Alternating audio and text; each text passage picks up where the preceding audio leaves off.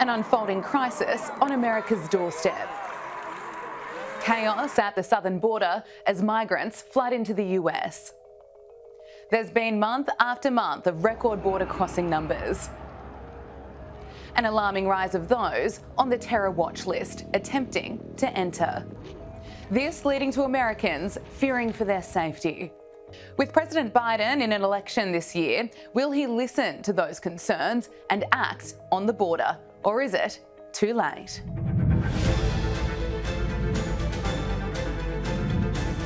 Sky News Digital Originals presents Border Showdown. We're just over 9 months away until the people of America have their say on who will be the next president of the United States. And the southern border is a red-hot issue for voters. In 2016, Donald Trump was elected after campaigning on a mandate to build a wall along the southern border. When President Biden was sworn into office, he reversed a large amount of Trump's border policies. Now, just 3 years since Biden became president, the border is in crisis. Since Joe Biden took office, 10 million people have made unauthorized crossings into the United States.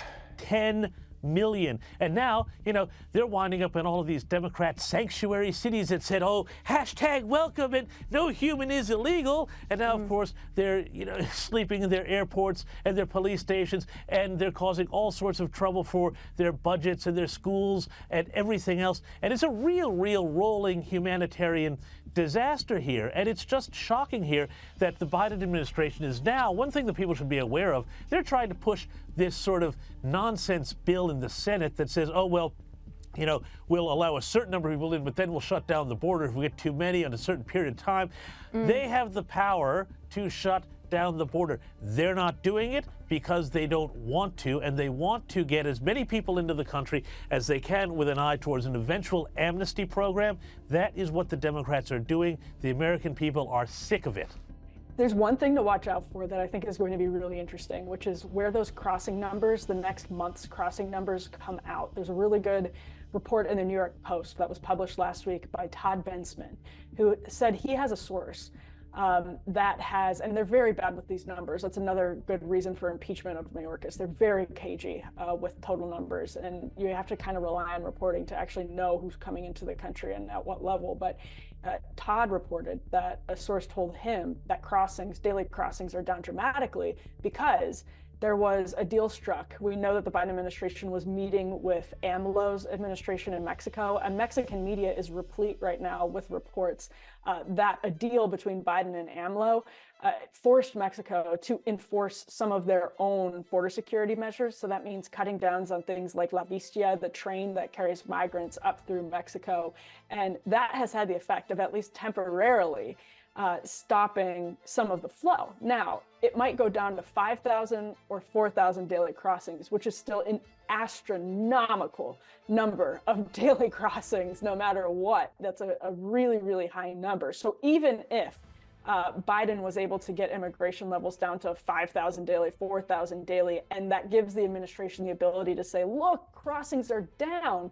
The other problem for Biden becomes, well, why didn't you do that until an election year? We know that the president in the United States has all kinds of executive authority. Barack Obama did DACA under executive authority. They can do a lot with their executive authority, and that's partially why Mayorkas is on the line, because the administrative state, the bureaucracy in America, has so much power to grant asylum, to curb asylum, to deal with immigration in all these different ways, that if Biden wants to say we've suddenly decreased crossings by talking to Mexico, it's a huge problem for him, because then he has to answer for why he never did the exact same thing for the first 3 years of his presidency, and it looks really cynical.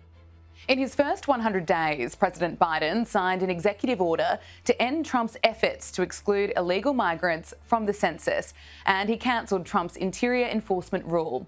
He stopped construction of the border wall and seek to end the Remain in Mexico policy. Biden also let Title 42 expire. All Trump-era policies that were used to secure the southern border, but President Biden is now making bold claims about his leadership on the issue. Not all I can do. Give me the power. I've asked for the very day I got in office. Give me the border patrol. Give me the people, the judges. Give me the people who can stop this and make it work for us. That claim is heavily disputed. One of the things that Biden could do right now, today, within the next hour, is remain in Mexico. He could bring back the remain in Mexico policy, which is that you have to wait in Mexico while your asylum hearing pens. And no migrants want to do that. What they want to do is wait in the United States while their asylum hearing pens, because I've looked at some of their papers before. Their asylum hearings are 2 years in the future, if not longer, which means they can go to a sanctuary city. Ultimately, they don't even have to show up to the court hearing. They can go to a sanctuary city, and in some states, they can get health care, they can get other benefits, and live comfortably, but in the shadows of American society indefinitely, which is a great deal if you're someone who has heavy gang violence in your community and knows that you could make 3 times as much in the United States doing manual labor. It's not a bad deal. They'd rather live in a sanctuary city in the United States than they would in Guatemala or Honduras, living in their communities. So all Joe Biden would have to do, in addition to asking AMLO and using a carrot or a stick, like he apparently did this month, and we'll see when those numbers come out and as more reporting comes out from Mexican media, but all you have to do is sort of tweak these bureaucratic mechanisms. We know because Donald Trump did it, and border crossings dropped spectacularly because he used the power of the administration. He didn't pass a border bill.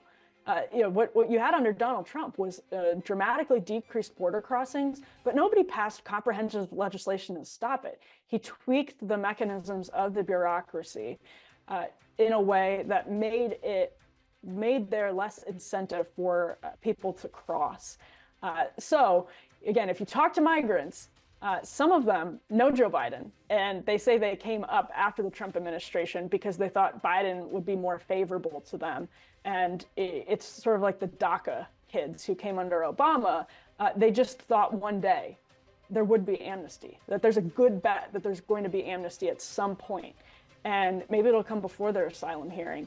Maybe then they'll be able to contest an asylum hearing against them and stay in America while that's contested. Whatever it is, the Department of Homeland Security and Mayorkas and Biden can do all of this right now with a stroke of the pen today. I had Chad Wolf on my podcast today, and so Chad was the acting Secretary of Homeland Security at the end of the Trump administration. And I asked him point blank, could President Biden be doing more at the border right now unilaterally without Congress? And he listed off several things, including filing asylum in third-party countries, remain in Mexico, and the list went on. Point being is that Joe Biden today could be doing a multitude of things to help protect the country. I have posited for a long time, Andrew, that this is not a sign of weakness. This is actually their plan. They want to allow people to come in. They have said since day one, our border is open. Everybody is welcome. This is to them trying to cater, as in an election year, to pretend to suburban women and places around the country that's not really, that they're going to pretend that they're actually doing something. But the reality is this is the Democrats' plan. They are bringing in people. They want them as future voters. There's no question that that's what they're doing. And so him posturing this weekend and saying, if you pass legislation that he knows won't pass, right? So when you know something's not going to happen, it makes it a lot easier to act tough. And he's saying, I'd shut down the border on day one. Well, number one, he knows the legislation's not going to pass. Number two, he knows that he has the ability to do it right now. And number three, as I pointed out, he doesn't want to do it. He just wants to be able to cater to that part of his party that actually does care. But let's remember, a good chunk, probably a majority of the Democratic Party right now doesn't want a closed and secure border. They want people coming in. And so he's trying to have it both ways with his party right now. To those people who are worried, he wants to pretend that he's being tough. But to those people who really want an open and porous border, he's letting them know, don't worry, I'm not changing the policy, because they all know that Congress isn't going to pass this thing because it's not a border security bill, it's an immigration bill. With the Democrats faltering on the border, the Republicans are hoping to try and bring back some order. The House GOP has released impeachment articles, hoping to remove Homeland Security Secretary Alejandro Mayorkas. The man tasked with keeping the border secure, a job he believes he's doing. Border is closed, the border is secure. It is my testimony that the border is secure. But you do think it's a crisis now? Brett, it is a challenge. Those claims are just one of the reasons why the House Republicans argue he should be impeached.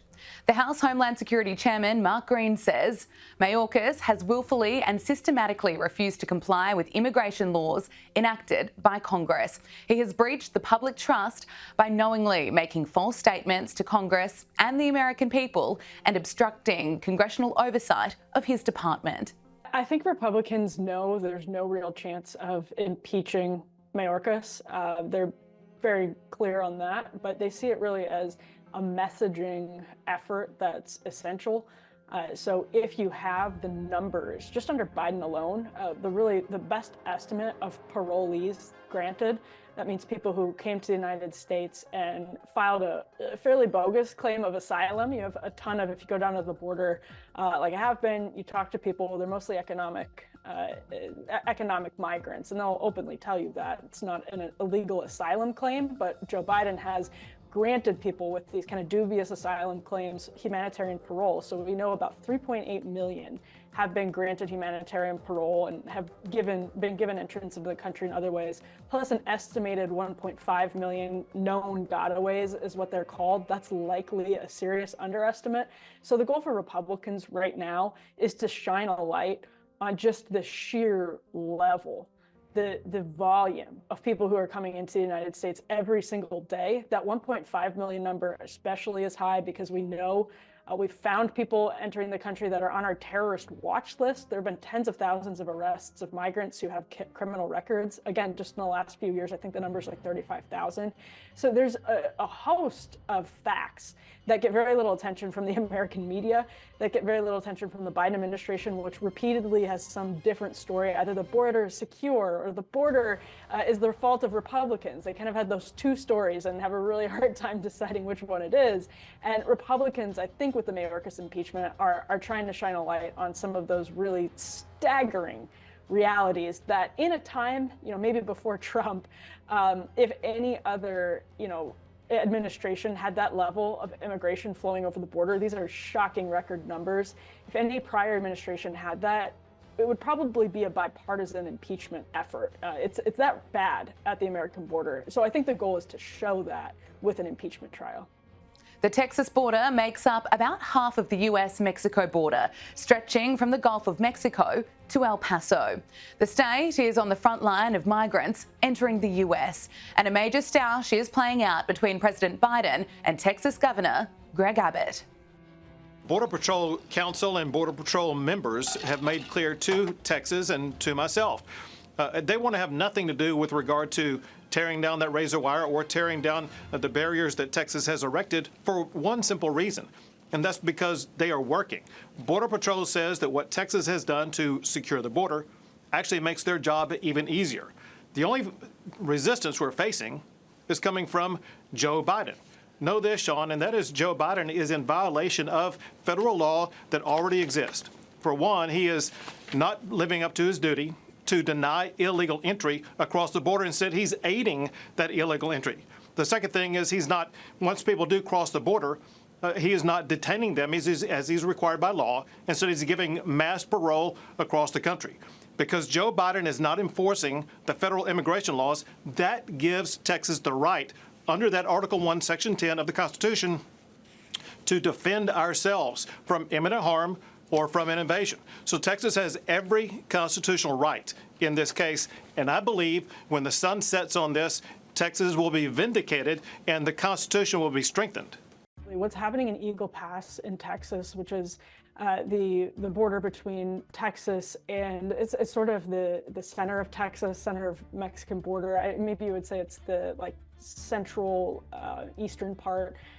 It's a hugely trafficked area in terms of migration and has been for a really long time. And it's actually culminating in a way, a very classic and traditional case of federalism in the United States, which is the federal government and the states sort of having a tug of war over whose authority the border itself is. And in a way, again, this is why the Supreme Court decided 5-4 in a very procedural decision that was in the favor of the Biden administration in a sense, in that it ruled that the Biden administration sort of could but couldn't keep enforcing, cutting down chicken wire, razor wire, basically, that Greg Abbott, the governor of Texas, had installed.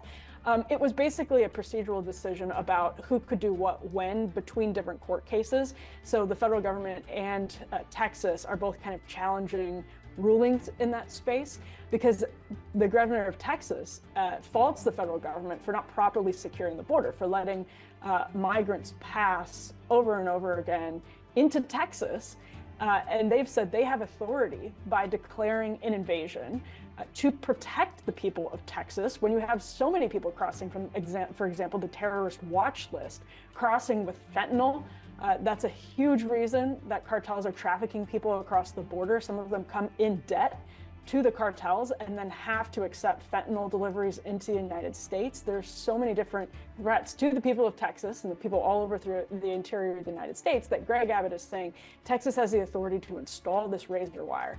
The Biden administration is cutting down the razor wire, which is, they say basically it's a federal concern, and it shouldn't be, something that gets in the way of the feds doing their job to secure the border, and Texas is making it harder for them to secure the border. But at the end of the day, Biden's administration is fighting to cut down razor wire at the border. So it's a very hard thing, again, for them to defend when people see who's pouring into the country and who's, we don't know who's pouring into the country, but it's not as clear cut. It's sort of torn along these constitutional lines about who has the authority to do what where, but it's hard to not empathize with Texas Republicans, Greg Abbott or not, politically or otherwise, when you see what those border towns look like. If you see what Brownsville, Texas looks like, if you see what McAllen, Texas looks like, these communities are being shellacked. El Paso,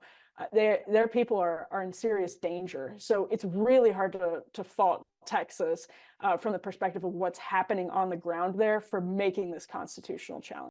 An astonishing ruling from the United States Supreme Court, 5-4 decision, and basically saying that Border Patrol can go down there and physically take down barriers that Texas put up. Unfortunately, it wasn't just John Roberts, our very mercurial swing justice, but it was also Amy Coney Barrett, unfortunately, the Trump nominee who voted with the left there, which is part of a very troubling trend, by the way, Rita. If Trump does retake office come this November, which I hope that he does, we're going to have to do a lot better, actually, than Amy Coney Barrett and Brett Kavanaugh. They're right more often than they're wrong, but neither is Clarence Thomas, neither is Sam Alito. But table that for another day.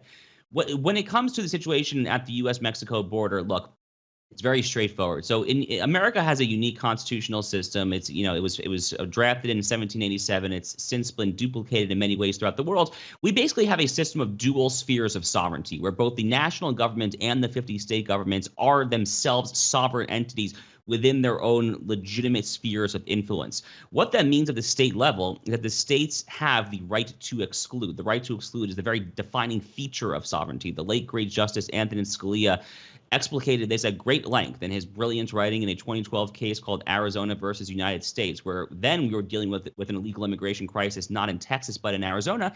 And what Scalia asked then is, he said, if Arizona does not have the right to secure its borders when the federal government, then the Obama administration, when they fail to do so, then Arizona ceases to be a sovereign state.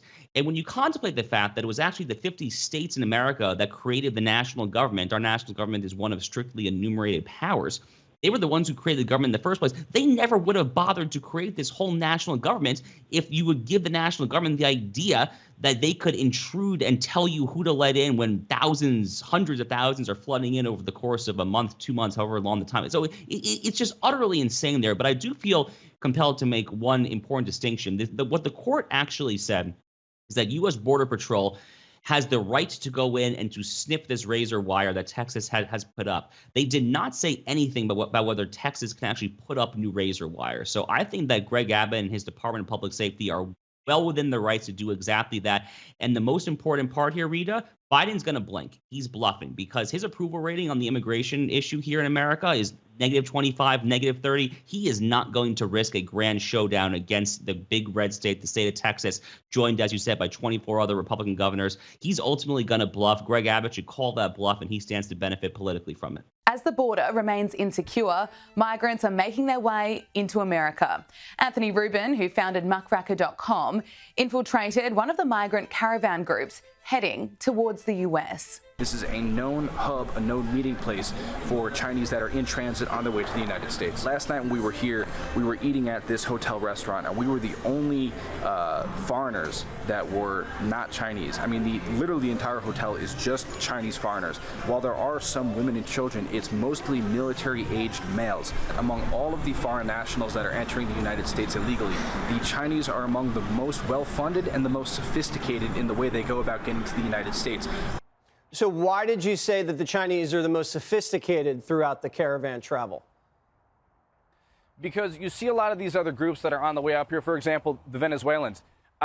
These are people that, generally speaking, don't have that much money. I mean, they've been wiped out with hyperinflation, and they're just trekking to the U.S. on foot, whereas the Chinese, they're taking airplanes everywhere. And they have dedicated hubs like the one you see in that video. And there were other ones that we saw along the way, these dedicated hotels where they all fly into. It's all Chinese. We were the only non-Chinese people there during that night. We talked to the staff. They confirmed that. And then they keep going through and they hand each other. This is also on muckraker.com. People can find this. They hand each other, for example, different PDF blueprints that they pass around to WeChat groups with instructions on how to get to the United States. I've obtained these blueprints and I publish them on my website. People could go find that. Yeah, Anthony, you're saying you didn't find a single Trump supporter in this entire caravan? No, and we looked pretty hard. I'm not sure that any exist, at least, not any that we encountered for sure. And they like Biden because he's a nice guy, they say. Because he's a nice guy, because he's opened up the border, and because he's going to let them all in. Yeah, correct. And their plans when they arrive here, what do they tell you? It's usually more of the same. We're coming for work. We're coming for a better life. And then you'll say, well, what kind of work are you looking to do? And they'll say, I don't know. Negotiations are currently underway in the Senate with a new border bill proposing to set a cap on how many asylum claims federal officials would initiate daily at the border, which could potentially expel any asylum seekers over that cap. This bill has been endorsed by Biden and both Democratic and Republican Senate leadership. Biden's claim that he needs the Senate deal to implement either that cap or a complete pause on asylum processing, but Republicans argue there's plenty the president could be doing already. When the bipartisan border talks started to collapse last week, we immediately saw Mitch McConnell, Mitt Romney, and other establishment Republicans look to pin the blame on Donald Trump rather than on the bill itself. They conflated these two things, which was Trump's argument that the bill needed to be stopped with the part of Trump's argument was that for political reasons, this bill needs to be stopped. But the political reasons and the moral reasons from the perspective that Trump has since publicly shared are the same thing, which is that this bill would allow more than 1 million people to cross the border every single year, about 2 million people to cross the border every single year, just on asylum and humanitarian parole. And what's crazy about that, whatever Trump actually told Senate Republicans behind closed doors about, shutting this bill down because it would help Joe Biden, or just shutting this bill down because it's a bad bill that would help Joe Biden. The bottom line is it's a bad bill that would absolutely help Joe Biden, and Democrats say they did something to target border security while they continued to let people cross at extremely high levels. And Donald Trump came along in 2016 after Republicans tried these failed border compromises over and over again. The reason Donald Trump won the Republican primary in 2016 is exactly because he said the American people have zero representation for their viewpoint in the Republican Party, which is that this is crazy and no other country on earth would run its borders this way. It's absurd. And that the Republican Party would have people like James Lankford, Mitch McConnell, leaders, almost 10 years later, failing to learn those lessons because they're so committed to having flows of cheap labor come into the United States, and they, don't understand how that actually hurts working class people, don't care about it, and they want to be politically correct and liked by the left, is astounding. Not surprising, but it's a real statement on how pathetic the Republican Party is. The Republican Party under Trump took a hardline approach to the border, and as Trump looks likely to be the GOP candidate again, he could be set to return to the Oval Office. What he would do with the border this time around is yet to be seen. Because one thing Donald Trump loves, even more than ideology, is making deals. And I think a lot of people forget that Trump tried to strike a DACA deal with Nancy Pelosi and Chuck Schumer when he was in office. He put DACA on the table in various congressional negotiations and made some of his supporters really upset about that. But he thought that he could do it in such a way that everyone would ultimately be happy and would understand some compromises would have to be made, but what the right would get out of the deal would be worth whatever compromise had to be made on DACA. So it's always hard to know what exactly he would do. But that said, for all of the complaints people on the right have about what Donald Trump didn't do on various other issues, the one you don't hear a lot of complaint, unless it's about the unfinished border wall, is immigration, because the facts don't lie, and you saw the numbers. So he kind of has a roadmap already to doing exactly what he says he's going to do on that. Would he finish the wall? I don't know. It's a good question. He wouldn't have to get elected again if he had a second term, so he might not have the same level of political incentives that he had before. Who knows? It's so hard to predict what he would actually do. But the numbers right now are worse than when Obama left office and Trump assumed office. So he, whatever he does would have to be a dramatic crackdown because the numbers have just been so high.